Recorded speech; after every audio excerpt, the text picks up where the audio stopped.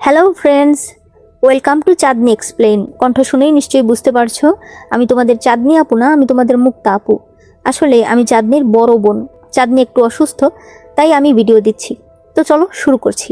ড্রামার শুরুতেই আমরা ইউনসু নামে একটা মেয়েকে দেখতে পাই, যে রেস্টুরেন্টে বসেছিল আর মনে মনে বলছিল, আমার পাসপোর্ট রেডি হতে 7 দিন সময় লাগবে।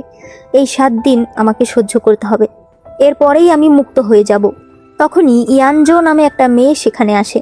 সে বলে, ইউনসু, এই ব্যাগটা দেখেছো? এই ব্যাগটা আমার পছন্দ হয়েছে।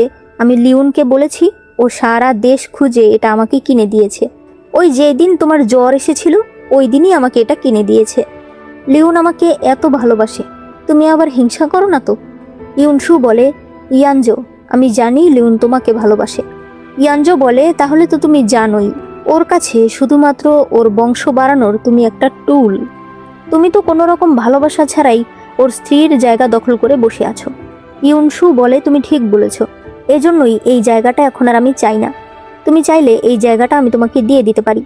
এরপরে সে নিজের ব্যাগে থেকে একটা ডিভোর্স লেটার বের করে তাকে দেয়। ইয়ানজো এটা দেখে বলে, তুমি এসব কি বলছো?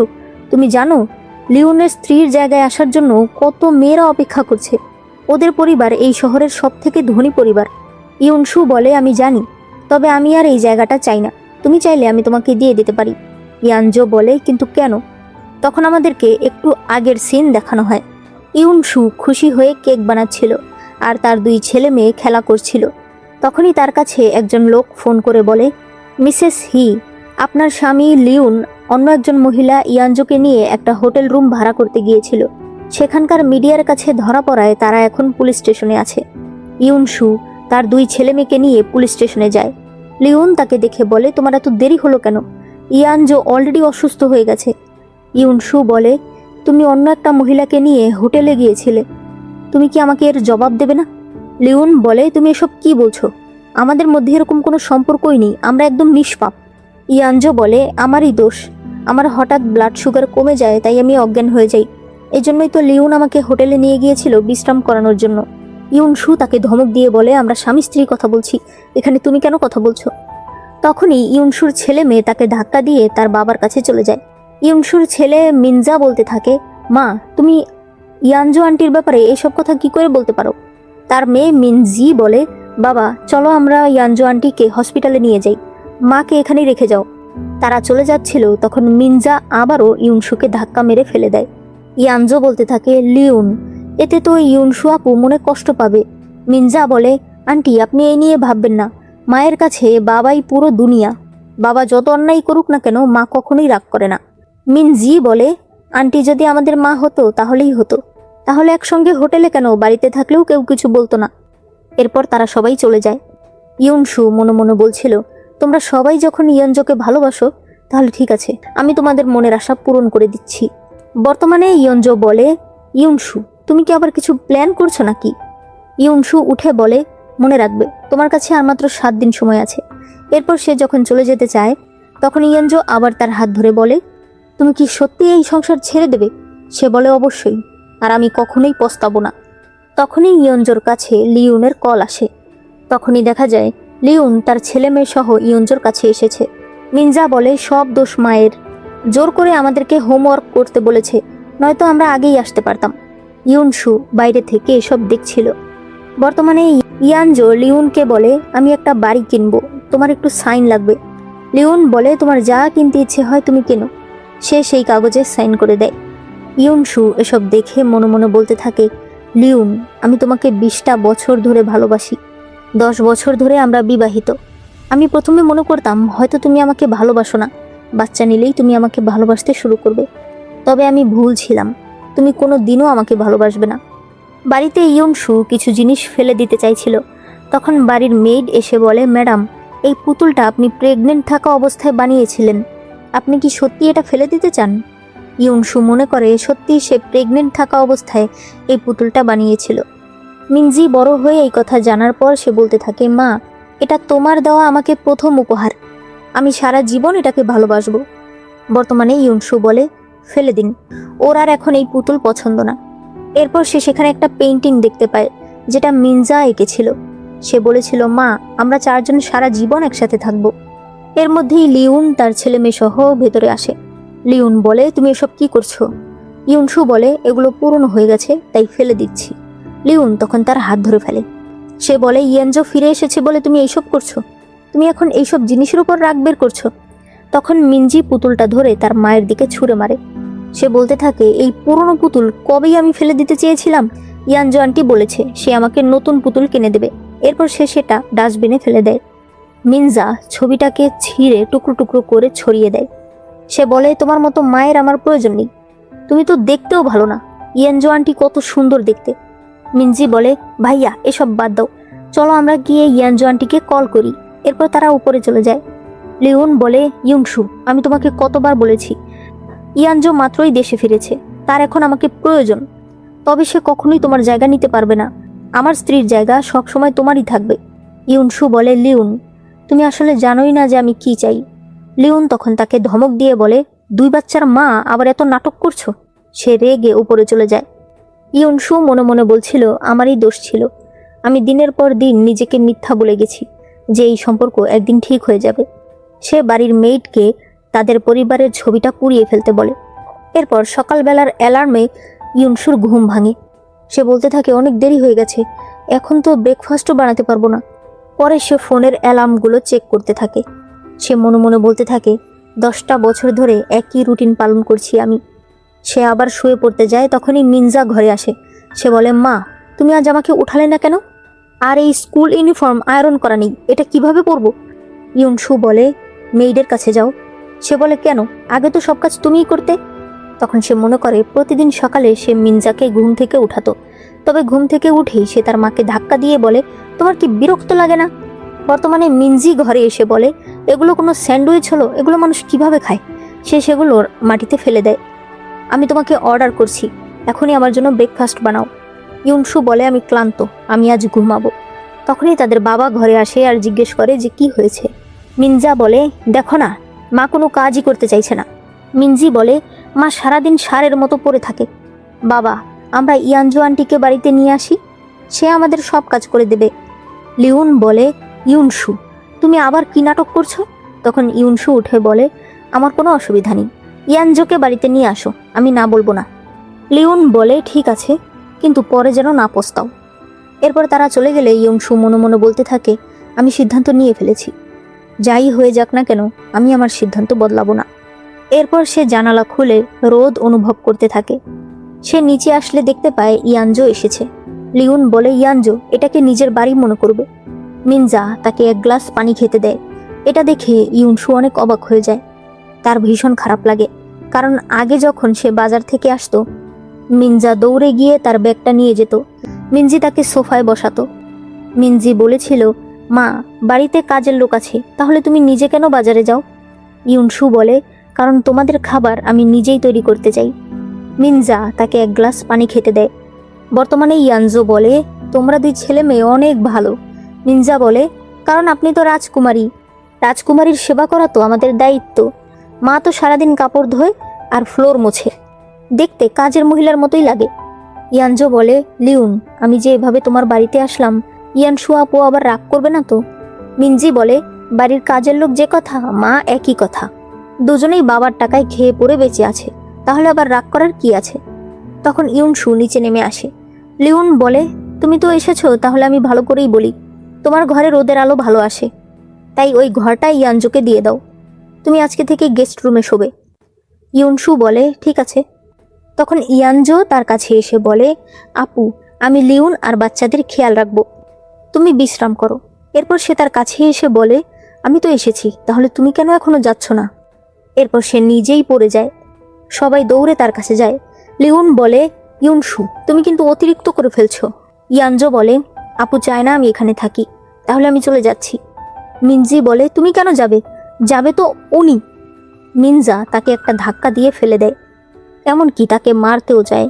ইউনসু মনে করে একদিন সে মিনজাকে নিয়ে হাঁটছিল, হঠাৎ একটা পাথরে সে ধাক্কা গেলে মিনজা পাথরকে বলে, তুমি এত খারাপ, আমার মাকে কষ্ট দিয়েছ। মা তুমি চিন্তা করো না, আমি বড় হয়ে সবসময় তোমাকে দেখে রাখবো।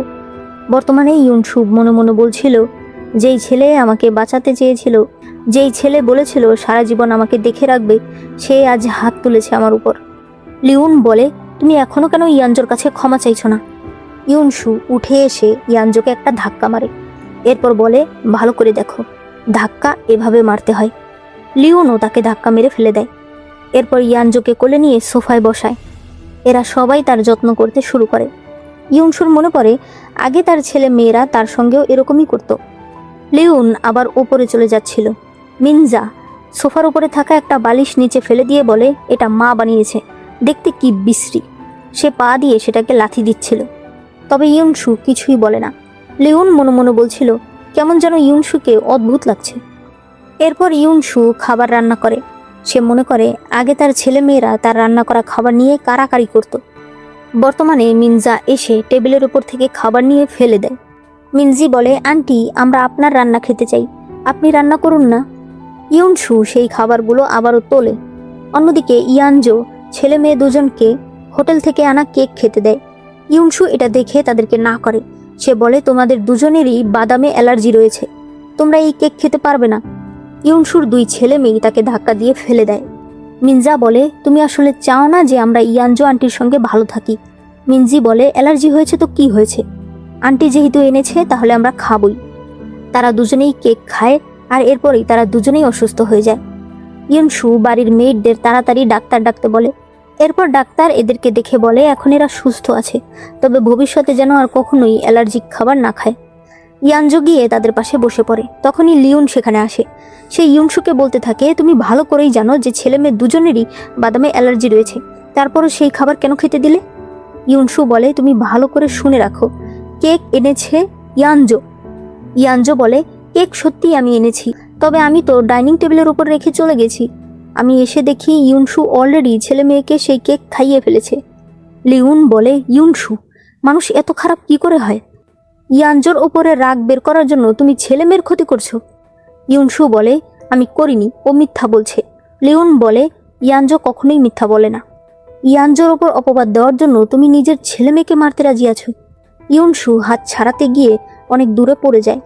তখনই মিনজা আর মিনজির জ্ঞান ফিরে আসে। ইয়ানজো কান্না করে বলতে থাকে, ওদের যদি কিছু হতো তাহলে আমিও মরে যেতাম। লিওন বলে, তোমরা ভালো করে বলো তো, ওই কেক তোমাদেরকে কে খাইয়েছে? দুই ছেলে মেয়েই তখন বলে, মা খাইয়েছে। ইউনসু বলতে থাকে, তোমরা এখন মিথ্যা বলাও শিখে গেছো। মিনজি বলে, বাবা, আমার কিন্তু ভয় লাগছে। লিওন বলে, আমি আবারও জিজ্ঞেস করছি, ভালো করে বলো, তোমাদেরকে কেক কে খাইয়েছে? তারা আবারও বলে যে মা খাইয়েছে। মিনজি বলে, মা, তুমি ভালো করেই জানতে যে বাদামে আমাদের দুজনেরই অ্যালার্জি রয়েছে, তারপরও তুমি সেই কেক আমাদেরকে খাওয়ালে। মিনজা বলে, তুমি দেখেছো আমরা ইয়ানজো আন্টিকে পছন্দ করি, তাই এখন আমাদেরকে মেরেই ফেলতে চেয়েছো। লিওন এসে ইউনসুর গলা চেপে ধরে। ইউনসু বলতে থাকে, আমি এই কাজ করিনি। লিওন বলে, এখন কি ছেলে মেয়েরাও মিথ্যা বলছে নাকি? সে তাকে থাপ্পড় দিয়ে ফেলে দেয়। ইউনসু মনে করে যখন তার ডেলিভারি হচ্ছিল তখন তার কত কষ্ট হচ্ছিল। ডাক্তার বলে, ম্যাডাম, আমরা যে কোনো একজনকে বাঁচাতে পারবো, আপনার স্বামী এখনও হসপিটালে আসেনি। ইউনসু বলে, আমি সাইন করে দিচ্ছি, আপনি বাচ্চাদেরকে বাঁচান। বর্তমানে সে বলতে থাকে, যেই বাচ্চাদের আমি 9 মাস পেটে রেখেছি, যাদের জন্য আমি প্রায় মরেই গিয়েছিলাম, তারা এখন আমাকে দোষ দিচ্ছে। মিনজি বলতে থাকে, বাবা, আমার অনেক খারাপ লাগছে। লিওন এসে তাকে জড়িয়ে ধরে। মিনজা বলে, বাবা, আমাদের মায়েরও তো বাদামে অ্যালার্জি রয়েছে, সে আমাদেরকে কষ্ট দিয়েছে, আমরা চাই তুমি তাকে কষ্ট দাও। মিনজি বলে, হ্যাঁ, মাকে কষ্ট পেতে দেখলে আমাদের একটু ভালো লাগবে। লিওন তখন তার লোকেদেরকে ডাক দেয় আর তারা ইউনসুকে ধরে রাখে। তারা জোর করে ইউনসুকে কেক খাওয়ায়। এগুলো দেখে মিনজি হাসছিল। ইউনসু ওষুধের দিকে হাত বাড়িয়ে বলতে থাকে, আমাকে ওষুধটা একটু দাও। তখন ইয়ানজো নাটক করে বলে, আমার ভীষণ খারাপ লাগছে। মিনজা বলে, বাবা, চলো আমরা আন্টিকে নিয়ে হসপিটালে যাই। ইয়ানজো ইচ্ছে করে ওষুধটা ফেলে রেখে যায়। এরপর লিওন ইউনসুর ঘরে আসে। সে বলতে থাকে, এবার কিন্তু তুমি সত্যিই বেশি করেছো। তুমি একটু সুস্থ হলে ছেলে মেয়েদের কাছে ক্ষমা চেয়ে নিও, তারা তোমাকে ক্ষমা করে দিলে তুমি এখনও আমার স্ত্রী হয়ে থাকতে পারবে। ইউনসু বলে, আর যদি না বলি? লিওন বলে, ওই বছর তুমি আর তোমার পরিবার জোর করে ইয়ানজোকে বিদেশ পাঠিয়েছিলে। তুমি যদি এভাবে লাইন ক্রস করতে থাকো তাহলে কিন্তু আমি তোমার জায়গা বদলাতে বাধ্য হব। ইউনসু ডিভোর্সের কথা বলতে চায়, তখনই মিনজি এসে বলে, বাবা, আন্টির খিদা পেয়েছে, চলো আমরা তার জন্য রান্না করি। তখনই ইউনসুর কাছে SMS আসে যে তার পাসপোর্ট রেডি হয়ে গেছে। সে তখন একজনকে ফোন করে পরশুদিনের একটা ফ্লাইট বুক করতে বলে। এরপর ইউনসু নিজের কাপড় চোপড় গুছিয়ে নেয়। তখন তার কাছে তার বান্ধবী চিশির কল আসে। সে বলে, তুমি কি সত্যি লিওনকে ছেড়ে চলে যাচ্ছ? তোমার তো দুটো ছেলে মেয়েও আছে। ইউনসু বলে, হ্যাঁ, আমি সবাইকে ছেড়ে চলে যাচ্ছি। চিশি বলে, তাহলে ঠিক আছে, আমার সঙ্গে দেখা করো। এরপর সে তার বান্ধবীর সঙ্গে একটা হোটেলে দেখা করে। তার বান্ধবী চিশি বলে, এখানে তোমার হাজব্যান্ড তোমার ছেলে মেয়েদের নিয়ে ওই মেয়েটার জন্মদিন পালন করছে, তুমি জানো না? ইউনসু বলে, না, জানি না, আর জানতেও চাই না। তখনই তারা সামনে দেখতে পায় নিনজা বলছে, বাবা, আমি আমাদের সবার জন্য একটা ছবি এঁকেছি। এটা হলো ইয়ানজো আন্টি। আমি চাই আমরা চারজন যেন সবসময় একসাথে থাকি। মিনজি বলে, বাবা, আমিও একটা উইশ করতে চাই। ইয়ানজো বলে, করো উইশ। সে বলে, আমি মা বদলাতে চাই। আমি চাই ইয়ানজো আন্টি যেন আমাদের মা হয়। মিনজা বলে, আমিও তো মা বদলাতে চাই। আমাদের মা সারাদিন মেয়েদের মতো কাজ করে। আমি আন্টির মতো শিক্ষিত আর সুন্দরী মা চাই। লিওন অপ্রস্তুত হয়ে বলে, চলো আগে কেক কাটি। চিশি প্রচণ্ড রেগে যায়। সে ভেতরে যেতে চায়, তবে ইউনসু তাকে বাধা দেয়। তখনই চিশির কাছে একটা ফোন কল আসলে সে সেখান থেকে চলে যায়। ইউনসু শুনতে পায় দুজন লোক কথা বলছে।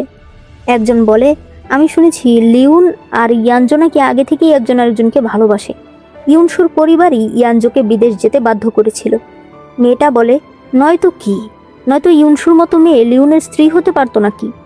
তাও কিসের স্ত্রী, শুধুমাত্র নামের। ইউনসু এরপর গিয়ে লিফটে ওঠে। তখনই ইয়ানজো এসেও লিফটে উঠে পড়ে। সে বলে, ইউনসু, তুমি বলেছিলে তুমি চলে যাবে, অথচ তুমি লুকিয়ে এখানে আমার বার্থডে পার্টিতে এসেছো। তুমি কি ওকে ছাড়তে পারছো না নাকি? দেখো, তুমি তো নিজের চোখেই দেখলে লিওন বা ছেলে মেয়ে কেউই তোমাকে চায় না। ইউনসু বলে, তুমি চিন্তা করো না, আমি চলে যাব। তখনই লিফটের সমস্যা দেখা দেয়। একটু পর দেখা যায় লিফট বন্ধ হয়ে পড়ে আছে আর এরা দুজনেই অজ্ঞান। উদ্ধারকর্মীরা তাদেরকে বাঁচাতে এসেছে। একজন উদ্ধারকর্মী বলতে থাকে, স্যার, আমরা যে কোনো একজনকে বাঁচাতে পারবো এখন, আর যাকে বাঁচাতে পারবো না সে কিন্তু পঙ্গু হয়ে যাবে। এটা শুনে লিওন বলে ইয়ানজোকে বাঁচাতে। তখনই চিশি এসে বলে, লিওন, তুমি কি জানো না ভেতরে তোমার স্ত্রী রয়েছে? নিজের স্ত্রীকে না বাঁচিয়ে তুমি ইয়ানজোকে বাঁচাতে চাইছো? মিনজি বলতে থাকে, বাবা, আন্টি ভেতরে আছে, আন্টি নিশ্চয়ই অনেক ভয় পাচ্ছে, আমাদের আন্টিকে বাঁচানো উচিত। মিনজা বলে, বাবা, আন্টি অনেক ভীতু মানুষ, সে অনেক ভয় পেয়ে যাবে, আমাদের তাকে বাঁচানো উচিত। চিশি বলে, তোমরা জানো তোমরা কি বলছো? ইউনসু তোমাদের মা। মিনজি বলে, তাতে কি হয়েছে, সে তো আর মরবে না। এই কথা শুনে ভেতরে বসে ইয়ানজো হাসছিল। উদ্ধারকর্মী আবারও বলে, তাড়াতাড়ি সিদ্ধান্ত নিন। লিওন আবারও ইয়ানজোকে বাঁচাতে বলে। চিশি বলতে থাকে, লিওন, তুমি একটা জানোয়ার। চিশি লিওনকে একটা গালি দেয়। এরপর উদ্ধারকর্মীরা ইয়ানজোকে বাইরে নিয়ে আসে। ইউনসুর অবস্থা খুবই খারাপ হয়ে যায়। ইউনসু ঝাপসা চোখে দেখতে পায় লিওন ইয়ানজোকে নিয়ে যাচ্ছে। এরপর হসপিটালে ইউনসুর জ্ঞান ফিরে আসে। লিওন বলে, দেখো, ইয়ানজোকে বাঁচিয়েছি কারণ আছে, ওর একটা ক্যারিয়ার আছে। তুমি তো হাউস ওয়াইফ, সারাদিন বাড়িতে পড়ে থাকো, পা ভেঙে গেলেই বা সমস্যা কি? তুমি চিন্তা করো না, তুমি যদি সারা জীবনও পঙ্গু থাকো তারপরেও তুমি আমার স্ত্রী থাকবে। এই ঘটনায় ইয়ানজো অনেক ভয় পেয়ে গেছে, তাই আমরা চারজন রিল্যাক্স করার জন্য একটু ভ্যাকেশনে যাচ্ছি। তুমি ডিসচার্জ হয়ে গেলে আমি তোমাকে নিতে আসবো। সে বলে, দরকার নেই, আমি একাই চলে যাব। লিওন রেগে বলে, একটু ভালো মতো কথা বলো। সে রাগ করে সেখান থেকে চলে যায়। এরপর ইউনসু তার বান্ধবীকে ফোন করে বলে, আমাকে নিতে আসো। পরে সে চলে যাওয়ার সময় নিজের সিমটা খুলে ফেলে যায়। এরপর লিওন বাড়িতে ফিরে আসে। এরপর সে মেইডকে জিজ্ঞেস করে, ইউনসু কি এখনো ফিরে আসেনি? মেইড বলে, ম্যাডাম তো 1 সপ্তাহ আগেই চলে গেছে, আর যাওয়ার আগে সে এটা আপনাকে দিয়ে গেছে। লিওন দেখতে পায় এটা ডিভোর্স পেপার। সে বলতে থাকে, ইউনসু, তোমার এত বড় সাহস! আমি তোমাকে লিফটে বাঁচাইনি বলে এখন বাড়ি ছেড়েই চলে গেছো, আবার আমাকে ডিভোর্স লেটার দিয়ে ভয় দেখাচ্ছ। মিনজি বলে, ভাইয়া, ডিভোর্স কি? মিনজা বলে, আলাদা হয়ে যাওয়া। ডিভোর্স হলে তারা আর একসঙ্গে থাকে না। মিনজি বলে, তাহলে তো ভালোই হলো, মায়ের কথা আমাদের আর শুনতে হবে না। তারা ভীষণ খুশি ছিল। ইয়ানজো মনে মনে বলছিল, এই মহিলা সত্যিই চলে গেছে, ভালোই হয়েছে, এবার আমাকে এই সুযোগটা কাজে লাগাতে হবে। মেড বলতে থাকে, স্যার, ম্যাডাম যখন বাড়ি থেকে বেরিয়ে যায় তখন তাকে দেখে খুব খারাপ লাগছিল, সে হয়তো সত্যিই এবার রেগে আছে, আপনি তাকে একবার ফোন করুন। মিনজা বলে, বাবা, মা শুধুমাত্র নাটক করছে, সে কোনোদিনও আমাদেরকে ছেড়ে যাবে না। মিনজি বলে, বাবা, মা দেখেছে যে আমরা আন্টির সঙ্গে ভালো আছি, তাই হিংসার কারণে এইসব করছে। সে চাইছে আমরা যেন তাকে গিয়ে ফিরে আনি, তার রাগ কমে গেলে এমনিই চলে আসবে। ইয়ানজো মনে মনে বলছিল, ভালোই হয়েছে ইউনসু তুমি চলে গেছো, নয়তো নিজের কানে এসব কথা শুনলে তোমার আরো খারাপ লাগতো। লিওন বলতে থাকে, ইউনসু, এতগুলো বছরে আমি কখনোই তোমার রাগ ভাঙাইনি, তুমি এখন কিভাবে আশা করছো যে আমি তোমার রাগ ভাঙাবো? মেড বলে, আর যদি ম্যাডাম সত্যি সত্যি চলে যায়? লিওন বলে, অসম্ভব, ও আমাকে এক প্রকার জোর করেই বিয়ে করেছে। আমি ওর সঙ্গে যত খারাপ ব্যবহারই করি না কেন, এই 10 বছরে ও যায়নি, এখন কোথায় যাবে? ইয়ানজো বলে, আমারই ভুল, আমার কারণেই আপু চলে গেছে, এর চেয়ে বরং আমি চলে যাই। লিওন তখন তাকে আটকায়। সে বলে, তোমার কি দোষ? তখন মিনজি বলতে থাকে, আন্টি আমার ভীষণ খিদা পেয়েছে। মিনজা বলে, আমারও তো খিদা পেয়েছে, আন্টি চলো আমাদের জন্য রান্না করবে। ইয়ানজো বলে, কিন্তু আমি তো রান্না করতে পারি না। মিনজি বলে, আন্টি তুমি রান্নাটাও করতে পারো না? সে বলে, আমি তোমাদের জন্য রেস্টুরেন্ট থেকে অর্ডার করি। এতে তারা ভীষণ খুশি হয়ে যায়। তখন লিওনের মনে পড়ে আগে সবসময় ইউনসু তাদের জন্য রান্না করত। একদিন সে বলে, বাড়িতে এত মেড থাকতে তোমার নিজের এত নাটক করার কি প্রয়োজন? সে বলে, বাচ্চাদের বাড়ির খাবার খাওয়ানোই ভালো, আর ওরা আমার খাবার পছন্দ করে। তাছাড়া আমারও তোমাদের সবার জন্য রান্না করতে ভালো লাগে। বর্তমানে সে বলে, মেড রান্না করুক সেটাই তোমরা খাবে, বাইরের খাবার খেতে হবে না, এখন গিয়ে ঘুমিয়ে পড়ো। মিনজি বলে, মা আগে সবসময় গল্প বলে ঘুম পাড়াতো। ইয়ানজো বলে, আমিও তো গল্প পারি। এরা দুই ভাই বোন তখন ঝগড়া শুরু করে দেয় যে আন্টি কাকে আগে গল্প বলবে। ইয়ানজো বলে, আমি দুজনকেই বলবো। এরপর এরা ভেতরে চলে যায়। তখন লিওনের ওয়ালের দিকে নজর পড়ে। সে বলে, আন্টি আমাদের ছবিটা কোথায়? মেড বলে, ম্যাডাম চলে যাওয়ার আগে সেটা নষ্ট করে ফেলতে বলেছিল, তবে আমি স্টোর রুমে রেখে দিয়েছি। লিওনের মনে পড়ে প্রতিদিন ইউনসু ওই ছবিটাকে মুছত। সে বলে, ইউনসু প্রতিদিনই এক ছবি পরিষ্কার করার কি আছে? ইউনসু বলে, তুমি আমার সঙ্গে জীবনে দুটোই ছবি তুলেছিলে, একটা বিয়ের ছবি আর একটা এই ছবি, তাই এই ছবিটাকে তো আমাকে যত্ন করতেই হবে। লিওন বলে, বোরিং। এরপর সে চলে যায়। বর্তমানে লিওন বলে, অসম্ভব, দিনে 10 বার করে ছবিটা পরিষ্কার করে, সেই মেয়ে ছবি ফেলে দিল কি করে? মেড বলে, যেদিন ইয়ানজো ম্যাডাম বাড়িতে এসেছে সেদিনই ম্যাডাম এই ছবিটা ফেলে দিতে বলেছে। লিওন বলতে থাকে, আবারও হিংসা, হিংসার কারণে তুমি এইসব করছো, সাহস থাকলে সত্যি সত্যি চলে যাও। 10 বছরে আমি হাতে তুড়ি দিলেই তুমি আমার কাছে চলে আসো, আর এখন কি না আমাকে ছেড়ে দেওয়ার নাটক করছো? তখনই বাড়ির কলিং বেল বেজে উঠলে লিওন বলতে থাকে, আমি জানতাম তুমি বেশিক্ষণ নাটক করতে পারবে না, তুমি নিশ্চয়ই জেনেছো যে আমি বাড়ি ফিরে এসেছি, তাই চলে এসেছো। এরপর সে ডিভোর্স পেপারটা নিয়ে দরজা খোলে, তবে দেখতে পায় তার অ্যাসিস্ট্যান্ট এসেছে। অ্যাসিস্ট্যান্ট একটা কাগজে সাইন করাতে এসেছে। সে বলে, স্যার আপনি কি ম্যাডামের জন্য অপেক্ষা করছেন? আমি কি খোঁজ নিয়ে দেখবো যে ম্যাডাম কোথায় গেল? লিওন বলে, কোনো দরকার নেই, ও এখন আমাকে ডিভোর্স পেপার দিয়ে ভয় দেখাচ্ছে। অ্যাসিস্ট্যান্ট বলে, কিন্তু ম্যাডাম তো এই ধরনের মানুষ না। তখন সে ডিভোর্স পেপার দেখে বলে, স্যার এখানে তো আপনার সাইন রয়েছে। লিওন বলে, এটা মিথ্যা, ও আমার সাইন কপি করেছে, ও এসব করছে শুধুমাত্র আমার অ্যাটেনশন পাওয়ার জন্য, ও চাইছে আমি নিজে গিয়ে যেন ওকে নিয়ে আসি। অ্যাসিস্ট্যান্ট বলে, কিন্তু এই হাতের লেখা তো একদম আপনার মতোই লাগছে। লিওন তখন এটা পরীক্ষা করতে বলে যে এটা সত্যিই তার হাতের লেখা কিনা। একটু পর লিওন দেখে ইউনসু তার জন্য পানি নিয়ে এসেছে, তবে এটা ছিল তার কল্পনা। এরপর সে নিজেকেই নিজে বলছিল, একবার গিয়ে ওর ঘরটা চেক করলেই তো পারিস, দেখ যদি ওর জিনিসপত্র থাকে তার মানে ও আবার ফিরে আসবে। এরপর সে ইউনসুর ঘরে আসে, তবে দেখতে পায় ইউনসুর ঘরে কোনো জিনিসই নেই। তার মনে পড়ে ইউনসু একদিন তাকে বলেছিল, আমরা কোনো দিনও আলাদা হব না, ঠিক আছে? বর্তমানে সে বলে, তুমি বলেছিলে আমরা কোনো দিনও আলাদা হব না, তাহলে তুমি কেন চলে গেলে? সে তখন ইউনসুকে ভয়েস মেলে বলে, আমি তোমাকে আধা ঘন্টা সময় দিচ্ছি, এর মধ্যে বাড়িতে ফিরে আসো। তবে সে দেখতে পায় ইউনসু তাকে ব্লক করে রেখেছে। তখনই মেইড এসে বলে, স্যার ম্যাডাম তো এই রুমে থাকে না। লিওন এতে একটু স্বস্তি পায়। সে মনে মনে বলে, তাই তো বলি, ইউনসু কেন আমাকে ছেড়ে চলে যাবে? এরপর লিওন বলতে থাকে, আন্টি আমি বলেছি আমাকে ইউনসুর ঘরে নিয়ে যেতে, আপনি আমাকে স্টোর রুমে কেন নিয়ে এসেছেন? মেইড বলে, ম্যাডাম মাস্টার রুম থেকে বের হওয়ার পর থেকে এখানেই থাকে। লিওন ভেতরে এসে বুঝতে পারে ইউনসু এখানেই থাকতো। সে বলে, এর কারণ কি? আমি বলেছিলাম ওকে গেস্ট রুমে রাখতে। মেইড বলে, ম্যাডাম গেস্ট রুমেই থাকতে চেয়েছিল, তবে ইয়ানজো ম্যাডাম বলল তুমি তো কিছুদিন পর চলেই যাবে, তাহলে শুধু শুধু গেস্ট রুম কেন নষ্ট করছো? তাই ম্যাডাম এখানে চলে এসেছে। তখনই ইয়ানজো সেখানে আসে। লিওন বলে, তার মানে তুমি আগে থেকেই জানতে যে ইউনসু চলে যাবে? ইয়ানজো বলে, আমি কি করে জানবো? আমি মাত্র তোমার বাড়িতে আসলাম আর অলরেডি তোমার বাড়ির মানুষ তোমার কান ভরতে শুরু করেছে। তুমি আমার উপর বিশ্বাস রাখো। সে মনে মনে বলছিল, আমার নামে এখনই কথা বলতে শুরু করেছো? একবার আমি লিওনকে বিয়ে করি, সবার আগে আমি তোমাকে চাকরি থেকে বের করব। সে বলতে থাকে, লিওন, ইউনসু এই বাড়ির বউ, আমার কথাও কেন শুনবে বলো? মেয়েডরাই বা আমার কথা কেন শুনবে? তুমি আমার উপর ভরসা রাখো। লিওন বলতে থাকে, আসলে ইউনসু এই ঘরে এসেছে আমার অ্যাটেনশন পাওয়ার জন্য। ও দেখাতে চায় যে ও আসলে ভিকটিম। ওর যেহেতু এখানে থাকতে ভালো লাগে, তাহলে ও এখানেই থাকুক। মেইড বলে, স্যার, ম্যাডাম ওই ধরনের মানুষ নয়। ইয়ানজো বলে, আন্টি, আমি জানি আপনি আমাকে পছন্দ করেন না। ঠিক আছে, তাহলে আমি মাস্টার বেডরুম থেকে বেরিয়ে যাচ্ছি। লিওন বলতে থাকে, আন্টি, ইয়ানজো আমার অতিথি, তাই আমি চাই না আপনি ওর নামে আর কোনো কথা বলুন। তখনই ইয়ানজো নাটক করতে থাকে যে তার প্রচণ্ড মাথা ঘুরছে। ওই সময় মিনজি এসে কান্না করতে শুরু করে। সে বলে, বাবা, আমাকে মায়ের কাছে নিয়ে চলো, আমি একটা খারাপ স্বপ্ন দেখেছি, তুমি কি আমার সঙ্গে ঘুমাবে?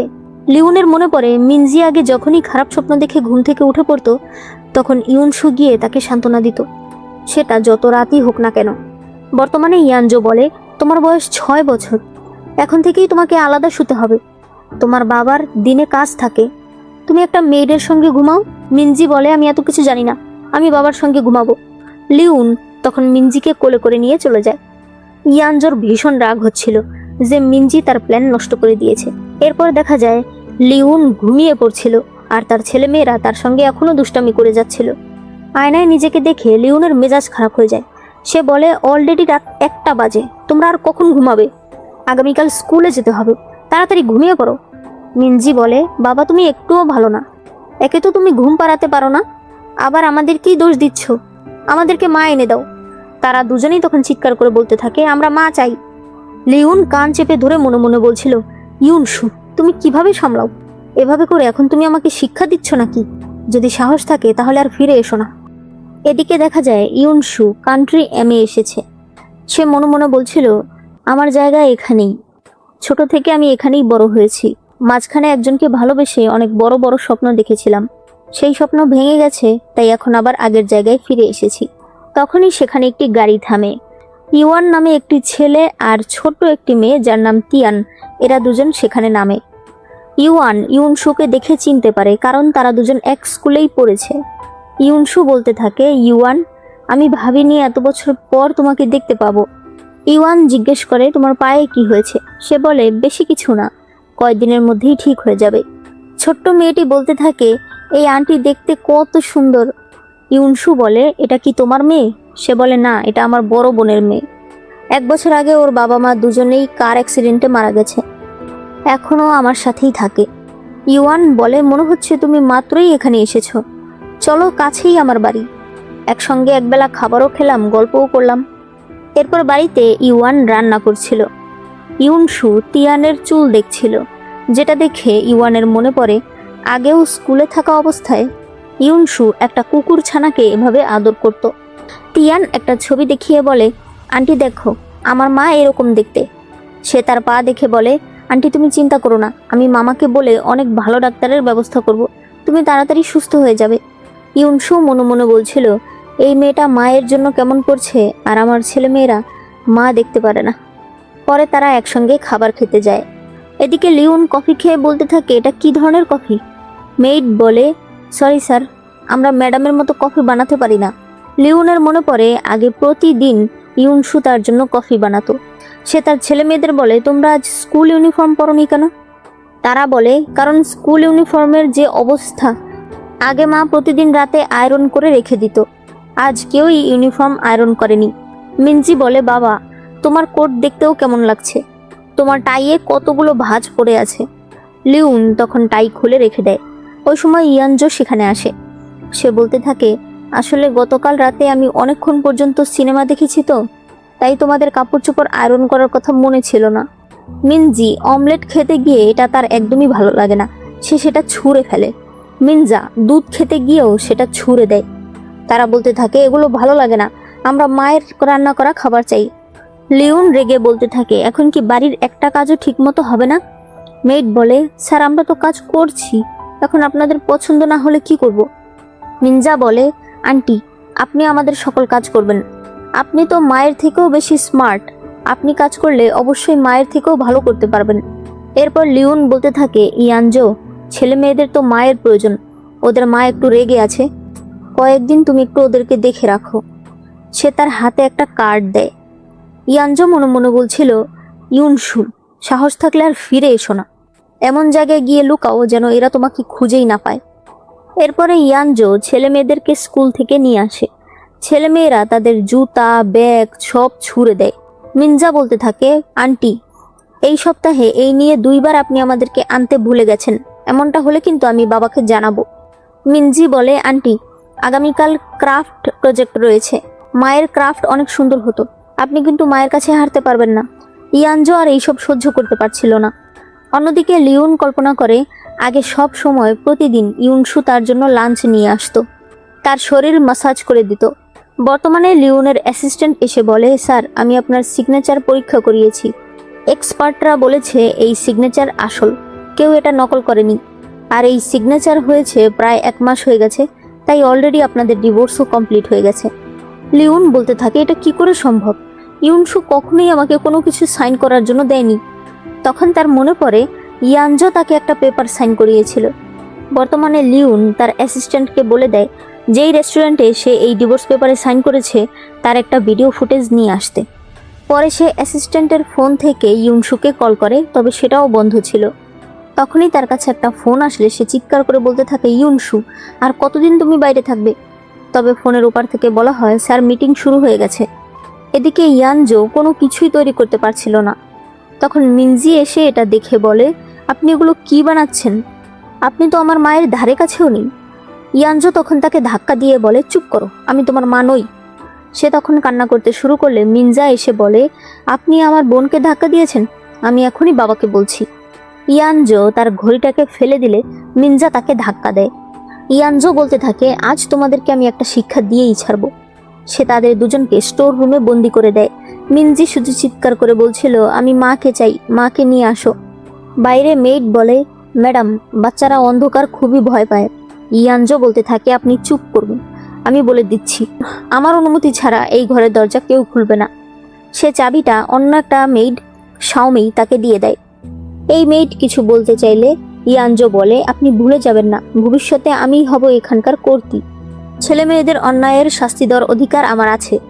তখন ইয়ানজোকে তার বান্ধবী ফোন করে বলে, চলো না আজ আমরা পার্টি করি, আজ ক্লাবে অনেক ভালো ভালো ছেলেরা এসেছে। তখনই তার কাছে লিওনের SMS আসে যে আজ রাতে আমি বাড়িতে ফিরবো না। এটা দেখে ইয়ানজো অনেক খুশি হয়ে যায়। অন্যদিকে এরা দুজন মা মা বলে কান্না করছিল। মিনজা তাদের মায়ের একটা ছবি তার বোনকে দিয়ে বলে, তুমি ভয় পেও না, মা তোমার সাথেই আছে। তারা দুজনেই বলতে থাকে, আমরা মাকে অনেক মিস করছি, মা কোথায় আছে? এদিকে ইউনসু একটা খারাপ স্বপ্ন দেখে জেগে ওঠে। তখন কেউ দরজায় টোকা দিলে দেখা যায় ইউয়ান এসেছে। সে বলতে থাকে, তিয়ানের অনেক জ্বর এসেছে, সে জ্বরের মধ্যে শুধু মা মা বলে ডাকছে, তুমি কি ওর কাছে যাবে? ইউনসু তখন তিয়ানের কাছে যায়। তিয়ান বলতে থাকে, মা, তুমি কি আমাকে একবার জড়িয়ে ধরবে? তিয়ান বলতে থাকে, মা, আমি তোমাকে অনেক মিস করছি। ইউনসু বলে, আমি তো তোমার সাথেই আছি, তুমি শুয়ে পড়ো, ঘুমাও, ঘুমালেই দেখবে সব কিছু ঠিক হয়ে যাবে। সকালবেলা ঘুম ভাঙলে তিয়ান দেখতে পায় তার পাশে ইউনসু শুয়ে আছে। ইউনসু জিজ্ঞেস করে, তোমার কি আরো খারাপ লাগছে? সে বলে, না, আমি একদম ভালো আছি, আপনাকে অনেক ধন্যবাদ আন্টি। ইউনসু মনে মনে বলছিল, কত ভালো একটা মেয়ে, আমার ছেলে মেয়েদের মুখে আমি কখনোই ধন্যবাদ, থ্যাংক ইউ এগুলো শুনিনি। তখন ইউয়ান এসে বলে, তোমরা যেহেতু উঠে গেছো তাহলে চলো খাবার খেয়ে নেই। হঠাৎ করেই তিয়ান বলে বসে, আন্টি, আপনি কি আমার মা হবেন? ইউনসু চুপ করে থাকলে তিয়ান কান্না করতে শুরু করে। সে বলতে থাকে, হয়তো আমিই ভালো না, তাই তো মা আর আন্টি কেউই আমাকে চায় না, কেউই আমার সঙ্গে থাকতে চায় না। তিয়ান বলে, তুমি কান্না করো না, আমি তোমার মা হতে রাজি আছি। তিয়ান তখন তাকে মা বলে ডাক দেয়। ইউনসুর মনে পড়ে তার নিজের মেয়ে বলেছিল, আমি মা বদলাতে চাই। বর্তমানে ইউনসু অনেক খুশি ছিল যে তিয়ান খুশি মনে তাকে মা বলে ডাকছে। ইউয়ান মনে মনে বলতে থাকে, ইউনসু, তুমি কত ভালো একটা মেয়ে ছিলে, আমি জানি না তোমার জীবনে কি ঘটেছে যে তুমি এত শান্ত হয়ে গেছো। অন্যদিকে অ্যাসিস্ট্যান্ট লিওনের কাছে ওই রেস্টুরেন্টের ফুটেজ নিয়ে আসে, যেখানে ইয়ানজো বলছিল, তুমি ভালো করেই জানো লিওন আমাকে ভালোবাসে। ইউনসু বলে, হ্যাঁ জানি, আর এই জন্যই আমি আমার জায়গা তোমাকে দিয়ে দিতে চাই। এরপরেই সে ডিভোর্স পেপার বের করে। বর্তমানে লিওন বলতে থাকে, তার মানে ইউনসু ওই সময় থেকেই আমাকে ছেড়ে যাওয়ার প্ল্যান করছিল। তখন লিওনের একজন লোক এসে বলে যে চিশি এসেছে। একটু পরে চিশি এসে বলতে থাকে, লিওন, তুমি আবার কি চাইছো? আমাকে জোর করে এখানে কেন এনেছো? তোমার মতো নোংরা পুরুষের সঙ্গে আমি কথা বলতে চাই না। লিওন বলে, তুমি এসব কি বলছো? ইউনসু কি আমার নামে তোমাকে কিছু বলেছে? চিশি বলে, ইউনসু কি বলবে? তুমি নিজের স্ত্রীকে রেখে ইয়ানজোকে বাঁচিয়েছিলে, আমি নিজের চোখে দেখেছি। লিওন বলে, ওসব বাদ দাও না, একটু ফোন করো ইউনসুকে, জিজ্ঞেস করো ও কোথায় আছে। ও যদি চুপচাপ বাড়িতে ফিরে আসে, ওর জায়গা ওই থাকবে। চিশি বলে, তুমি এখনো ডেলুলুতে আছো। ও তোমাকে ডিভোর্স দিয়েছে, 1 মাস হয়ে গেছে, তোমাদের ডিভোর্স অলরেডি ফাইনালাইজ হয়ে গেছে, তুমি এখনো ভাবছো ও ফিরে আসবে? লিওন বলে, কিন্তু ও বলেছে ও আমাকে সব থেকে বেশি ভালোবাসে। চিশি বলে, হ্যাঁ অবশ্যই, ও তোমাকে ভালোবাসতো, ভালোবাসতো বলেই নিজের সব কিছু ছেড়ে দিয়ে তোমার সঙ্গে থেকেছে। 10টা বছর তোমার সংসার দেখেছে, বাড়িতে একটা দাসীর মতো কাজ করেছে, তোমার ছেলে মেয়ে লালন পালন করেছে। কিন্তু তুমি ওর জন্য কি করেছো? লিওন বলে, ইয়ানজোর সঙ্গে আমার কোনোদিনও কোনো সম্পর্ক হয়নি, ইউনসুকে আমি কখনোই ধোকা দেইনি। চিশি বলে, এটা বলে তুমি নিজেকে কি প্রমাণ করতে চাইছো? যখন তুমি ওই মেয়েটার সত্যিটা জানতে পারবে, তখন তুমি বুঝতে পারবে তুমি আসলে কি হারিয়েছো। আরেকটা কথা আমি তোমাকে বলে রাখি, ইউনসু নিজের নতুন জীবনে ভালো আছে, ওর জীবন থেকে দূরে থাকো। তখনই লিওনকে মেইড ফোন করে বলে, স্যার তাড়াতাড়ি বাড়িতে চলে আসুন, বাচ্চাদের সমস্যা হয়েছে। দেখা যায় ওই বয়স্ক মেইড দরজা খুলতে চাইছিল, তখন শাওমি এসে ফোনটা ফেলে দেয়। বয়স্ক মেইড বলতে থাকে, বাচ্চারা এতক্ষণ হয়ে গেছে অন্ধকারের মধ্যে ভেতরে আছে, এবার তো ওদেরকে বের করে দাও। শাওমি বলে, আপনি তো ভালো করেই জানেন মিস ইয়ানজো এই বাড়ির বউ হবে, এরপর কিন্তু আপনি অনুশোচনা করলেও কাজ হবে না। তখনই ইয়ানজোর গলা শুনে শাওমি বলতে থাকে, ম্যাডাম চলে এসেছে, চলুন আমি এখনই আপনাকে সেখানে নিয়ে যাই, আর বলি যে আপনি তার অনুমতি ছাড়াই দরজা খুলতে চাইছিলেন। দেখা যায় ইয়ানজো তার বান্ধবীকে নিয়ে বাড়িতে এসেছে, দুজনেই প্রচণ্ড ড্রাঙ্ক ছিল। তখনই শাওমি ওই মেয়েটকে এনে বলে, ম্যাডাম উনি এখনই স্যারকে ফোন করেছিল আর বলছিল যে ছেলে মেয়েদের সমস্যা হয়েছে। এটা শুনে ইয়ানজো রেগে যায়। ইয়ানজো উঠে এসে ওই মহিলাকে 2টো থাপ্পড় মারে। ইয়ানজোর বান্ধবী বলতে থাকে, ইউনসু তুমি এই বাড়িতে কি করে থাকবে? দাসীরাই তো তোমার কথা শোনে না। ইয়ানজো বলে, আন্টি আপনি ইউনসুর লোক ছিলেন, তাকে আপনার খুব ভালো লাগতো তাই না? তাহলে আপনি তার কাছে চলে যান, আমি আপনাকে চাকরি থেকে বের করে দিচ্ছি। অন্যদিকে লিওন একটানা মিনজার স্মার্ট ঘড়িতে ফোন করছিল, তবে ফোন যাচ্ছিল না দেখে তার একটু টেনশন হয়। তখন অ্যাসিস্ট্যান্ট বলে, স্যার বাড়িতে তো ইয়ানজো ম্যাডাম আছে, আমার মনে হয় না বেশি কিছু হবে। এদিকে এরা 2 বান্ধবী এখনও ড্রিঙ্ক করে যাচ্ছিল। ইয়ানজো বলতে থাকে, ওই 2টো ছেলে মেয়েকে দেখলেই আমার শরীরটা জ্বলে যায়, ওদের ব্যবহার তো তুমি দেখোনি, ওদেরকে একটা শিক্ষা দিতেই হবে, শিক্ষা দেওয়ার পরেই ওরা ভালো হবে। অন্যদিকে মিনজি বলতে থাকে, ভাইয়া মা কি ফিরে এসেছে? আমার শরীরটা অনেক খারাপ লাগছে। মিনজা তার মাথায় হাত দিয়ে দেখে যে তার জ্বর এসেছে। সে বলতে থাকে, তুমি ভয় পেও না, আমি গিয়ে মানুষকে ডাকছি। সে বাইরে গিয়ে চিৎকার করতে থাকে যে আমাদেরকে বাঁচাও, দরজা খুলে দাও। তবে কেউই দরজা খোলে না, মিনজি অজ্ঞান হয়ে যায়। মিনজা এসে তার মাথাটা নিজের কাঁধের উপর রাখে। এর মধ্যেই লিওন বাড়িতে ফিরে আসে। সে সামনে ইয়ানজো আর তার বান্ধবীকে ওয়াইন খেতে দেখে। সে ইয়ানজোকে জিজ্ঞেস করে, বাচ্চারা কোথায়? ইয়ানজো ভয়ে ভয়ে বলে, তারা তো ঘুমিয়ে পড়েছে।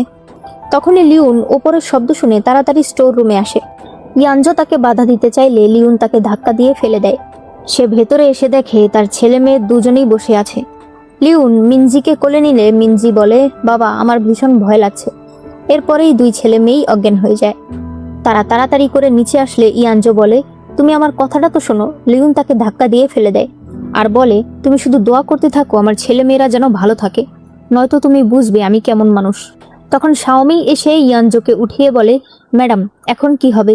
যদি মাস্টার জানতে পারে যে আমরা ছেলে মেয়েদের বন্দি করে রেখেছিলাম? ইয়ানজো তাকে একটা থাপ্পড় মেরে বলে, বাচ্চারা খেলতে খেলতে স্টোর রুমে গিয়ে বন্দি হয়ে গেছে, আমি কি করেছি? ইয়ানজোর বান্ধবী বলে, তুমি আগে হসপিটালে যাও, ওই বাচ্চা দুটোর জ্ঞান ফিরলে যদি তোমার নামে আজে বাজে কথা বলতে শুরু করে, তোমার সকল পরিশ্রম তো বিফলে চলে যাবে। এরপর ডাক্তার বলে, বাচ্চারা ভয় পেয়েছে তাই জ্বর এসেছে, এখন তারা ঠিক আছে, একটু পরেই তাদের ঘুম ভেঙে যাবে। অ্যাসিস্ট্যান্ট এসে বলে, স্যার ইয়ানজো ম্যাডাম বাইরে দাঁড়িয়ে আছে। লিওন তাকে ভেতরে আনতে বলে। ইয়ানজো বলে, বাচ্চারা ঠিক আছে তো? তুমি আমাকে ভুল বুঝছো, তুমি বলেছিলে তুমি বাড়িতে আসবে না, আমার বান্ধবী অনেকদিন পর এসেছে তাই আমি ভাবলাম একটু ড্রিঙ্ক করি। লিওন বলে, তাহলে বাচ্চারা কিভাবে স্টোর রুমে আটকা পড়লো? ইয়ানজো বলে, আমি বাচ্চাদের ঘুম পাড়িয়ে দিয়ে আমার বান্ধবীর সঙ্গে নিচে চলে এসেছি। আমি তো জানিনি যে ওরা ঘুম থেকে উঠে আবার স্টোর রুমে চলে যাবে। লিওন, আমি বাচ্চাদেরকে কেমন আদর করি তা তো তুমি জানোই। আমি কি ইচ্ছে করে ওদেরকে কষ্ট দেবো বলো? লিওন মনে মনে বলতে থাকে, সত্যিই তো, ইয়ানজো এত খারাপ নয়। তখনই মিনজা উঠে পড়ে আর উঠেই বলে, বাবা, এই মহিলা আমাদেরকে বন্দি করেছিল।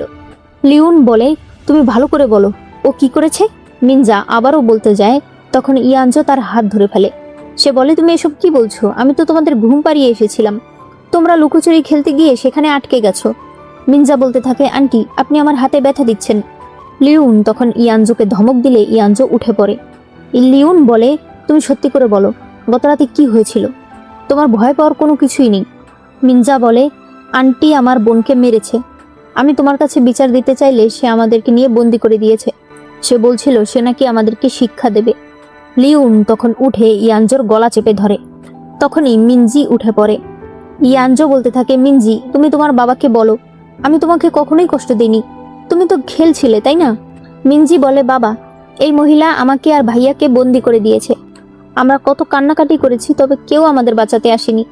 লিওন ইয়ানজোকে একটা থাপ্পড় মেরে ফেলে দেয়। লিওন বলতে থাকে, ইয়ানজো, আমি তোমার সব কিছু সহ্য করেছি, কিন্তু আমার ছেলে মেয়ে আমার শেষ সীমানা। ইয়ানজো বলে, সত্যি বলছি, আমি কিছুই করিনি, করেছে শাওমেই। তখন শাওমেই এসে বলতে থাকে, স্যার, সত্যি আমি করেছি। আপনি ইয়ানজো ম্যাডামকে এত আদর করেন দেখে আমার অনেক হিংসা হয়েছিল, তাই আমি এমনটা করেছি, যাতে সব দোষ তার উপরে যায়।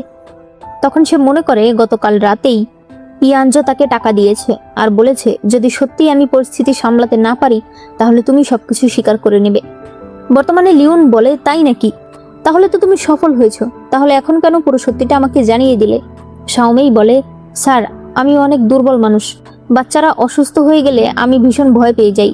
আপনি যদি পুলিশে ফোন করেন, তাই আমি ভাবলাম আমি আগেই সবকিছু স্বীকার করে নিই। লিওন তার অ্যাসিস্ট্যান্টকে ডেকে তাকে বের করে দিতে বলে। ইয়ানজো বলতে থাকে, লিওন, আমি জানি তুমি সারাদিন অনেক ব্যস্ত থাকো।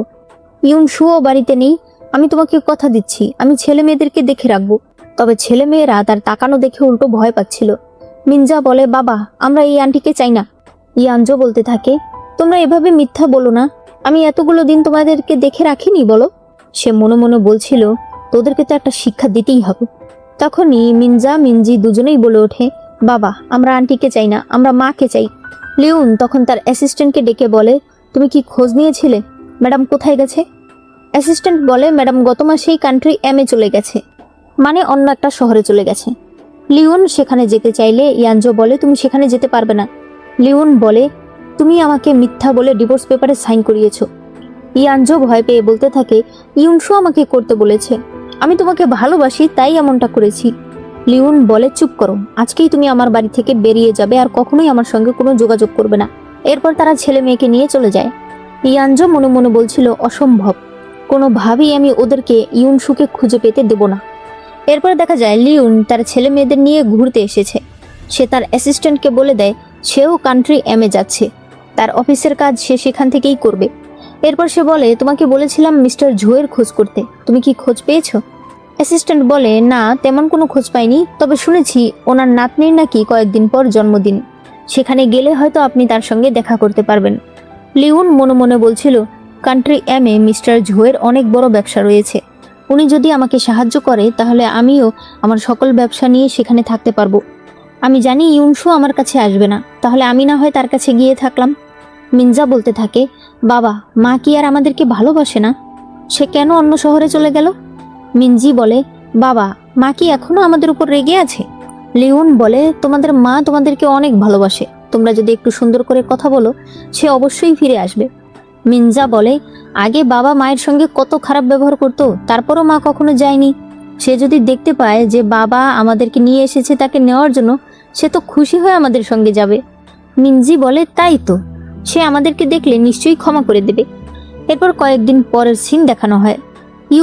ইউনসুকে বলতে থাকে, শুনেছি তুমি নাকি একটা ফুলের দোকান দিতে চাও, তাই এই ফুলের দোকানটা আমি তোমার নামে কিনে রেখেছি। তুমি তো ছোটবেলা থেকেই ফুল পছন্দ করতে।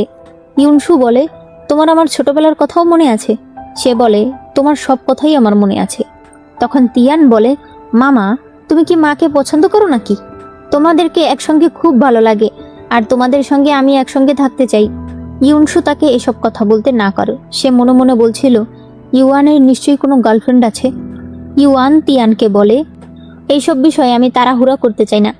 ইউনসু ফুলের দোকানের জন্য তাকে ধন্যবাদ জানালে ইউয়ান তার চুলে হাত দেয়। তখনই এরা এসে এদেরকে দেখে ফেলে। দুই ছেলে মেয়ে একসঙ্গে তাকে ডাক দেয়। ইউনসু বলতে থাকে, আমি ওদেরকে দেখতে চাই না, চলো আমরা ভেতরে যাই। লিওন বলে, তুমি চলে যাচ্ছ কেন? তুমি কি আমাকে দেখোনি নাকি?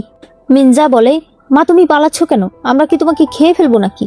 মিনজি বলে, মা 1 মাস হয়ে গেছে, তুমি কি আমাকে মিস করনি? তখন তিয়ান ইউনসুর হাত ধরে বলে, মা তুমি মন খারাপ করো না, আমি কখনোই তোমার সঙ্গে এভাবে কথা বলবো না। লিওন বলে, এরা কারা? ইউনসু বলে, এরা কারা তা দিয়ে তোমার কি? আমি তোমার চেহারা দেখতে চাই না, দয়া করে এখান থেকে চলে যাও। মিনজি তখন কান্না করতে শুরু করে। সে বলে, তুমি কি আর আমাদের সঙ্গে যাবে না নাকি? ইউনসু বলে, তোমরা এখন বড় হয়ে গেছো, তোমাদের বাবার সঙ্গে আমার ডিভোর্স হয়ে গেছে, তাই আমরা আর একসাথে থাকতে পারবো না। মিনজি কান্না করে বলতে থাকে, আমি বুঝতে পেরেছি, আমি অন্যায় করেছি, তুমি আমাদেরকে ছেড়ে যেও না। মিনজা বলে, মা আমরা ওই আন্টিকে বের করে দিয়েছি, ছোট বোনটা তোমার জন্য কিভাবে কান্না করছে। মিনজি তোমার জন্য কিভাবে কান্না করছে, তোমার কি একটুও মায়া হচ্ছে না নাকি? ইউনসু বলে, এখন মিনজি কান্না করছে বলেই আমাকে তোমাদের সঙ্গে যেতে হবে? লিওন বলে, এই লোকের জন্য তুমি আমাকে ছেড়ে দিয়েছো? সত্যি করে বলো, তোমাদের আগে থেকেই সম্পর্ক ছিল তাই না? ইউনসু বলে, তুমি নোংরা, তাই সব জিনিস নোংরাই দেখো, তুমি মনে করো আমিও তোমার মতো? লিওন বলে, 10 বছর হাউসওয়াইফ থাকার পর এখন আমাকে ছেড়ে এক ফুল বিক্রেতার কাছে এসেছো, যার কিনা অলরেডি একটা মেয়ে আছে, মানে জীবনে যাই হয়ে যাক না কেন পুরুষ তোমার লাগবেই, তাই তো? ইউয়ান তখন তাকে ধরে মারে। লিওন বলে, তোমার এত বড় সাহস? ইউয়ান বলে, তোমার মতো একটা রাস্তার আবর্জনা ইউনসুকে কথা শোনাচ্ছ, তোমার কি যোগ্যতা আছে? লিওন বলে, আমার নেই, তোমার আছে। তুমি বিশ্বাস করো আমার একটা ফোন কলেই তোমার এই ফুলের দোকান ভেঙে চুরমার হয়ে যাবে?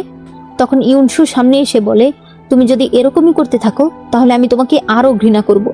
লিওন বলে, তুমি ভালো করে দেখো, আমি তোমার ভালোবাসার পুরুষ, তুমি ওর জন্য আমাকে কথা শোনাচ্ছ? ইউনসু বলে, হ্যাঁ তোমাকেই শোনাচ্ছি, দয়া করে আমাকে ডিস্টার্ব করা বন্ধ করো। ইউনসু চলে যেতে চাইলে লিওন তার হাত ধরে বলে, আমি তোমার কাছে এসেছি, ছেলে মেয়েদের নিয়ে এসেছি, এখন তুমি আর কি চাইছো? তিয়ান লিওনকে ধাক্কা দিয়ে বলে, আপনি একটা খারাপ আঙ্কেল, আপনি মাকে কষ্ট দেবেন না। লিওন বলে, ইউনসু তুমি এখনো বলবে না যে এদের সঙ্গে তোমার কি সম্পর্ক? মিনজা বলতে থাকে, এই মেয়ে, এটা আমার মা, তুমি কেন মা বলে ডাকছো? ইউনসু তাকে চুপ করতে বলে। এরপর এরা 3জন এখান থেকে চলে যায়। লিওন বলতে থাকে, হ্যাঁ যাও যাও, কয়দিন পরেই তো কান্না করতে করতে আমার কাছে ফিরে আসবে। মিনজা বলতে থাকে, বাবা মা তো সত্যিই চলে গেল, সে কি আমাদের সঙ্গে যাবে না নাকি? মিনজি তো কান্নাই শুরু করে দেয়। লিওন বলে, তোমাদের মা একটু রেগে আছে, আমরা আর কয়েকবার তার সঙ্গে ভালো করে কথা বললেই সে অবশ্যই আমাদের সঙ্গে যাবে। এরা চলে যেতে চায়, তখনই সেখানে ইয়ানজো চলে আসে। মিনজা বলে, আন্টি আপনার কি বিরক্ত লাগে না? রাস্তার কুকুরের মতো আমাদের পেছন পেছন চলে এসেছেন। লিওন বলে, তোমাকে আমি বলেছিলাম না আমার সঙ্গে যোগাযোগ না করতে? ইয়ানজো বলে, আমি শুনেছি তুমি নাকি মিস্টার ঝোয়ের পার্টিতে যেতে চাইছো, আমি তোমাকে নিয়ে যেতে পারবো। লিওন বলে, কোনো দরকার নেই, সেখানে আমি নিজেই যেতে পারবো। এরপর এরা চলে গেলে ইয়ানজো মনে মনে বলছিল, ইউনসু তোমার কারণেই লিওন আমার সঙ্গে এরকম ব্যবহার করছে, তবে যাই হয়ে যাক না কেন তোমার কাছে আমি ওকে আর ফিরতে দেব না। এরপর ইউনসু একা একা ফুলের তোড়া বাঁধতে চাইছিল। বাইরে দাঁড়িয়ে ইয়ানজো তার কিছু লোকেদের ফোন করে আর বলে, ওই মেয়েটা একা আছে, এখনই তোমাদের সুযোগ। পরে সে মনে মনে বলতে থাকে, ইউনসু যখন তুমি পুরোপুরি শেষ হয়ে যাবে আমি দেখতে চাই লিওন তারপরও তোমাকে নেয় কিনা। একটু পরেই অনেকগুলো লোকেরা সেই দোকানে চলে আসে। এসেই তারা ইউনসুর সঙ্গে খারাপ ব্যবহার শুরু করে দেয়। এদিকে লিওন ড্রিঙ্ক করছিল। সে বলতে থাকে, ইউনসু আমি তোমাকে নিতে এসেছি, ইয়ানজোর সঙ্গে আমার কোনো দিনও কোনো খারাপ সম্পর্ক হয়নি, তুমি কেন আমাকে বিশ্বাস করছো না, কেন আমার সঙ্গে যাচ্ছ না? তখনই তার পেটে অনেক ব্যথা হতে শুরু করে। তার মনে পড়ে আগেও সেভাবে ড্রাঙ্ক হয়ে বাড়িতে ফিরত, তখন ইউনসু নিজের হাতে তাকে স্যুপ বানিয়ে খাওয়াতো যাতে তার জ্ঞান ফিরে আসে, সে একটু সুস্থ বোধ করে। বর্তমানে লিওন বলতে থাকে, ইউনসু আমার জন্য একটু স্যুপ বানাও, আমার ভীষণ খারাপ লাগছে। তখনই ইয়ানজো সেখানে আসে। সে মনে মনে বলছিল, লিওন দেখি আজকের পর তুমি কিভাবে আমাকে না বলো। লিওন কল্পনা করে তার কাছে ইউনসু এসেছে। সে বলতে থাকে, লিনসু তুমি ফিরে এসেছো, আমি জানতাম তুমি আমাকে এত ভালোবাসো, আমাকে ছেড়ে তুমি কয়দিন থাকতে পারবে। সে তার কাছে যেতে চায়, তখনই সে বুঝতে পারে এটা আসলে ইয়ানজো। সে তাকে ধমক দিয়ে বলে, তুমি এখানে কি করে এসেছো? ইয়ানজো বলে, লিউন, ইউনসুর শরীর এখন অপবিত্র হয়ে গেছে, তুমি আমাকে মেনে নাও। এই কথা শুনে লিউনের তো মাথা ঘুরে যায়। সে তখনই বেরিয়ে পড়ে ইউনসুর খোঁজে। ইয়ানজো তার পেছনে যেতে চায়, তবে তখন মিনজা তাকে ধাক্কা দেয়। এরা দুজনেই বলতে থাকে, তোমার এত বড় সাহস, তুমি আবার আমাদের বাড়িতে চলে এসেছো। ইয়ানজোর মেজাজ ভীষণ খারাপ হয়ে যায়, আর সে দুজনকেই টেনে টেনে ওয়াশরুমে নিয়ে যায়। অন্যদিকে ইউনসু বাঁচার জন্য একজনের মাথায় একটা বোতল ভাঙে, তবে তখন বাকিরা তাকে ধরে ফেলে। এর মধ্যেই ইউয়ান সেখানে চলে আসে। সে সবার সঙ্গে ফাইট করছিল, তবে তাদের যে লিডার সে ইউয়ানকে অনেক মারে, যার ফলে ইউয়ান অনেক দুর্বল হয়ে যায়। তখনই লিউন সেখানে আসে। সে ইউনসুকে বাঁচিয়ে নেয়। এরপর তাকে জড়িয়ে ধরে বলতে থাকে, তুমি ঠিক আছো তো? তবে ইউনসু তাকে সরিয়ে দিয়ে ইউয়ানের কাছে যায়। সে ইউয়ানকে বলতে থাকে, তুমি কি ঠিক আছো? কোথায় কোথায় লেগেছে আমাকে দেখাও। লিওনের মনে পড়ে আগে তার আঙুল একটুখানি কেটে গেলেই ইউনসু কত চিন্তিত হয়ে পড়তো। সেই মেয়ে এখন অন্য একজন পুরুষের জন্য এত চিন্তা দেখাচ্ছে। ইউয়ান নিজের কোটটা তাকে পরিয়ে দেয়। এরপর তাকে জড়িয়ে ধরে বলে, তুমি ভয় পেও না। লিওনের মনে পড়ে আগে যখন বিদ্যুৎ চমকাতো তখন ইউনসু ভয়ে লিওনকে জড়িয়ে ধরে রাখত। বর্তমানে সে বলতে থাকে, আগে তুমি আমাকে নিজের নিরাপদ জায়গা মনে করতে, আমাকে সবচেয়ে বেশি ভরসা করতে। এখন সেই সব কিছু তুমি এই লোকটাকে দিয়ে দিয়েছো। সে এসেই ইউয়ানকে মারতে শুরু করে। ইউয়ানও উল্টো তাকে মারে। ইউনসু বলতে থাকে, লিওন, তুমি আর কি চাইছো? লিওন বলে, আমিও তো তোমাকে বাঁচাতে এসেছি, আমিও তো আঘাত পেয়েছি। তুমি আগে আমার এত যত্ন করতে, এখন আমাকে এত কিভাবে ইগনোর করছো? ইউনসু বলে, তোমার কারণেই আমি বিপদে পড়েছি, আবার তোমার জন্যই আমি কষ্ট পাবো। তুমি কি বুঝতে পারছো না নাকি যে লোকগুলো এসেছে এরা ভাড়া করা লোক? তুমি নিশ্চয়ই ভালো করে জানো কে আমাকে শেষ করে দিতে চায়। লিওন বুঝতে পারে এই কাজ ইয়ানজো করেছে। ইউনসু বলতে থাকে, আমি জানি তুমি ওকে ভালোবাসো। লিফটে থাকা অবস্থায় তুমি আমাকে মরতে রেখে ওকেই বাঁচিয়েছো। এখন আমি তোমার জীবন থেকে সরে এসেছি, তারপরেও কেন তোমরা আমাকে ছাড়ছো না? লিওন বলে, ইউনসু, তুমি ভুল করছো, আমি তখন জানতাম না যে ও এত খারাপ। ইউনসু বলে, তুমি জানতে, শুধুমাত্র তুমি বিশ্বাস করতে না। এরপর সে ইউয়ানকে নিয়ে বেরিয়ে যায়। অন্যদিকে মিনজা বলতে থাকে, তুমি আমাদেরকে আবারও বন্দি করেছো, আমাদের বাবা তোমাকে ছাড়বে না। ইয়ানজো বলে, আমি তোমাদেরকে আরেকটা সুযোগ দিচ্ছি, তোমরা আমাকে মা বলে ডাকো, তোমাদের বাবাকে বলবে আমাকে বিয়ে করতে। মিনজা বলে, জীবনেও না। মিনজি বলে, আমাদের মা আছে, আমরা তোমাকে চাই না। ইয়ানজো তখন মিনজাকে একটা থাপ্পড় মারে। ইয়ানজো বলতে থাকে, ইউনসু এখন আর তোমাদেরকে চায় না, গত 1 বছর ধরে আমি তোমাদের দেখাশোনা করছি। মিনজা বলে, তুমি আমাকে ধরে মেরেছো, আমরা থাকতে কখনোই তোমাকে আমাদের মা বানাবো না। ইয়ানজো বলে, এটা তো তোমরা ঠিক কথা বলেছো, তোমরা থাকলে আমি কোনোদিনও শান্তি পাবো না। এরপর সে এদের দুজনকে ভেজাতে শুরু করে। এরা দুজনেই চিৎকার করছিল, তবে ইয়ানজো তো আরও মজা পাচ্ছিল। তখনই লিওন সেখানে এসেই তাকে একটা থাপ্পড় মেরে ফেলে দেয়। এরপর তাকে একটা লাথি মারে। লিওন ইয়ানজোর গলা চেপে ধরে এদের দুজনকে ঘরে গিয়ে ড্রেস পরিবর্তন করতে বলে। তখন মিনজা বলে, বাবা, আগেরবার আমরা মিথ্যা কথা বলেছিলাম, আগেরবার আমাদের অ্যালার্জি মায়ের কারণে হয়নি, মা তো আমাদেরকে কেক খেতে বারণ করছিল, তবে আমাদের মনে হয়েছিল আন্টি যেই কেক এনেছে আমরা যদি না খাই তাহলে আন্টি মনে কষ্ট পাবে। মিনজি বলে, বাবা, আমি মনে করেছিলাম তুমি হয়তো আন্টির উপর রেগে যাবে সত্যিটা জানলে, তাই আমি দোষ মাকে দিয়ে দিয়েছিলাম, তবে আমরা এখন আমাদের ভুল বুঝতে পেরেছি। মিনজা বলে, ওই দিন আমাদেরকে স্টোর রুমে শাওমেই বন্দি করেনি, এই মেয়েটাই বন্দি করেছে। ইয়ানজো বলতে থাকে, লিওন, আমি কখনোই ছেলে মেয়েদের ক্ষতি চাইনি, আমি শুধু ওদেরকে একটা শিক্ষা দিতে চেয়েছিলাম, একটু ভয় দেখাতে চেয়েছিলাম। লিওন তাকে একটানা ধরে মারতে থাকে। ইয়ানজো বলে, তুমি আমার কথাটা তো শুনবে। সে বলে, তুমি কি বলবে? তুমি মিথ্যা বলে আমাকে ডিভোর্স পেপারে সাইন করিয়েছো, সেটা মিথ্যা ছিল? বাচ্চাদের বাদামে অ্যালার্জি আছে সেটা তুমি জানতে না? নাকি তুমি ইউনসুকে বদনাম করার জন্য লোক পাঠাওনি? লিওন বলতে থাকে, যখন তুমি আর ইউনসু একসাথে বিপদে পড়েছিলে তখন আমি ইউনসুকে বাদ দিয়ে তোমাকে বাঁচিয়েছি, বলতে গেলে ইউনসু তোমার জীবন বাঁচিয়েছে, তুমি ওর সঙ্গে এরকম কাজ কি করে করতে পারো? ইয়ানজো বলে, আমি কিছুই করিনি, করেছো তুমি। লিওন এরপর হাতে তালি দিলে ওই লোকগুলো এখানে চলে আসে। লিওন বলে, এদেরকে তো তুমি ভালো করেই চেনো তাই না?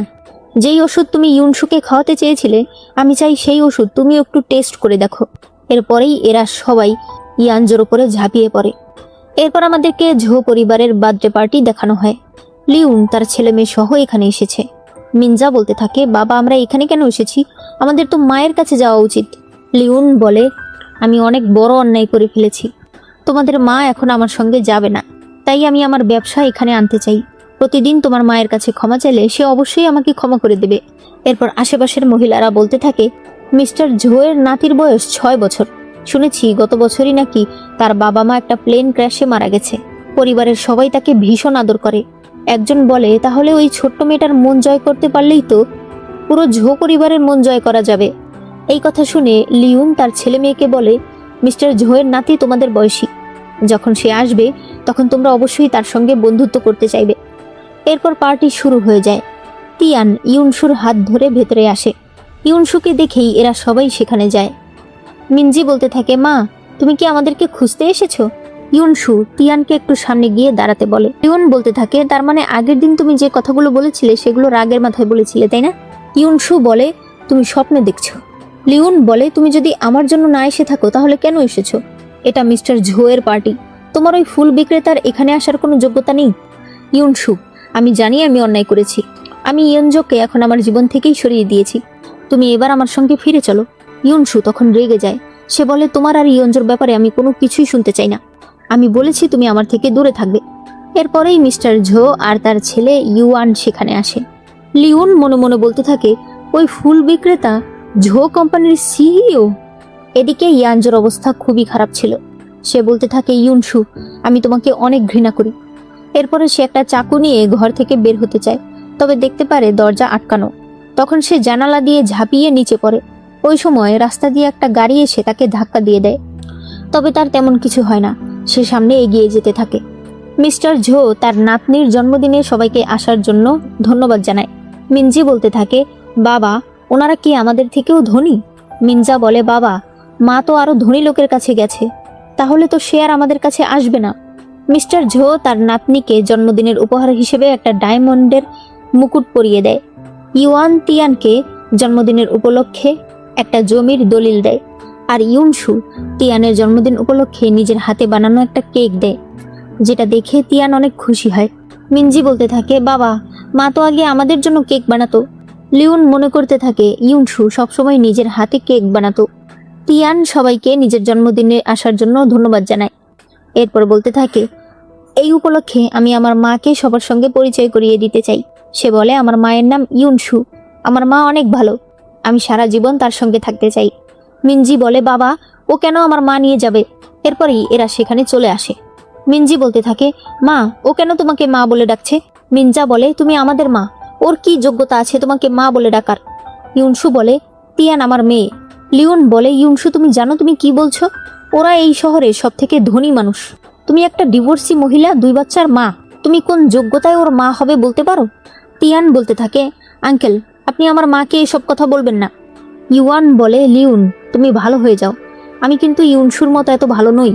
আমার মেজাজ খারাপ হয়ে গেলে আমি কিন্তু তোমাকে শেষ করে ফেলবো। লিওন বলে, ইউনসু 1 মাসের মধ্যেই তুমি এত ভালো ছেলে কোথায় পেলে? নাকি আগে থেকেই তোমার ওর সঙ্গে সম্পর্ক ছিল? তুমি তোমার স্বামী সন্তানদের ফেলে এসেছো ওর সঙ্গে থাকার জন্য? ইউনসু তখন তাকে একটা থাপ্পড় মারে। সে বলে, কষ্ট দিয়েছো তুমি আমাকে, চিট করেছো তুমি আমাকে, তুমি আবার এসব কথা কোন মুখে বলো? লিওন বলতে থাকে, আমি জানি আমি অন্যায় করেছি, আমি এখন পুরো সত্যিটা জানি।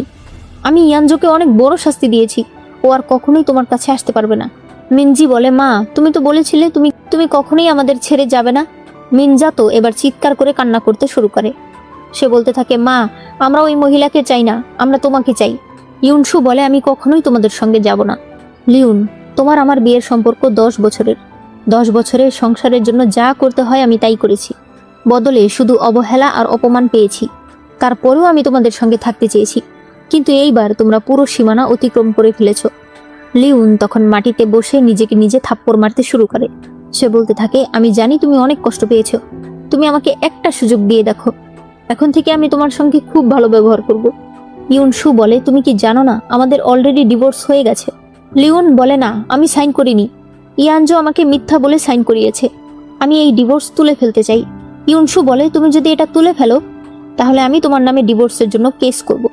লিওন আমি ক্লান্ত হয়ে গেছি, আমি এখন আর তোমাকে ভালোবাসতে চাই না। লিওন বলে, 1 মাসের মধ্যেই তুমি এতটা কিভাবে বদলে গেলে? ইউনসু আমার কথা বোঝার চেষ্টা করো, আমাদের 2 ছেলে মেয়ে আছে, আমাদের তোমাকে প্রয়োজন।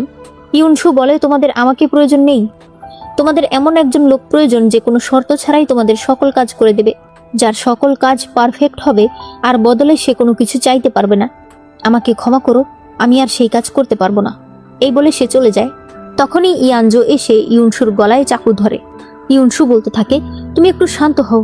ইয়ানজো বলে, আমি কিভাবে শান্ত হব? তোমার কারণে আমি পুরোপুরি শেষ হয়ে গেছি। লিওন বলে, তোমার প্রতিশোধ লাগলে তুমি আমার কাছে আসবে, ইউনসুর কাছে কেন গিয়েছো? ইয়ানজো বলতে থাকে, লিওন, তুমি অনেক বড় একটা ভণ্ড। তুমি আগে বলেছিলে তুমি আমার সব কথা শুনবে, সব সময় আমাকে দেখে রাখবে, অথচ 1 মাসের মধ্যেই তুমি পুরোপুরি বদলে গেছো। লিওন বলে, তুমি কি করেছো তুমি ভুলে গেছো? সে বলে, না, ভুলে যাইনি। আমি তোমার আশকারা পেয়েই এসব কাজ করেছি। আমি ভেবেছি তুমি ইউনসুকে ভালোবাসো না, এখন তুমি বলছো তুমি ইউনসুকে ভালোবাসো, তাহলে আমি তোমার কে হই? লিওন বলে, আমি সবসময় তোমাকে নিজের বোন মনে করেছি। ইয়ানজো বলে, আমি যেহেতু শেষ, তাহলে আমি ইউনসুকেও শেষ করে দেব। সে যখনই ইউনসুকে আঘাত করতে চায়, তখন লিওন এসে সেই আঘাত নিজের উপর নিয়ে নেয়। ইয়ানজো বলতে থাকে, লিওন, তুমি ওকে এতটাই ভালোবাসো, কিন্তু কি লাভ, এখন আর ও তোমার কাছে ফিরে আসবে না। এরপরেই তাকে কিছু বডিগার্ডরা ধরে নিয়ে চলে যায়। এদিকে লিওন অজ্ঞান হয়ে যায়। কিছুদিন পর ডাক্তার লিওনকে বলে, আপনি এখন অনেকটাই সুস্থ, 3 দিনের মধ্যেই বাড়ি যেতে পারবেন।